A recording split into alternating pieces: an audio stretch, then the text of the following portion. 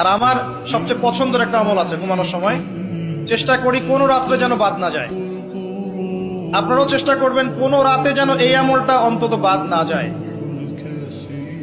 আলী রাদিয়াল্লাহু আনহু বলতেন যে যার সামান্য বিবেক বুদ্ধি আছে তার জন্য শোভা পায় না যে সে এই আমলটা না করেই ঘুমিয়ে যাবে। সেটা কি? সূরা বাকারার শেষের 3টা আয়াত তেলাওয়াত করবে। সূরা বাকারার শেষের 3 আয়াত অথবা 2 আয়াত পড়বেন, একই ফজিলত ইনশাআল্লাহ।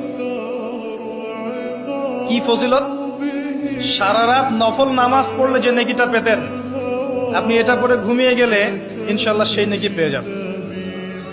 যদি আপনার নিয়াত থাকে তাহাজ্জুদের, ইনশাআল্লাহ আপনি পেয়ে যাবেন। এই যে কাজগুলো করে ঘুমালেন, আপনি 3 ঘন্টা বা 6 ঘন্টা ঘুমিয়েছেন, এই যে পুরো সময়টা আপনি ঘুমিয়েছিলেন, এই পুরো সময়টার জন্য আপনার আমলনামায় নেকি লেখা হবে।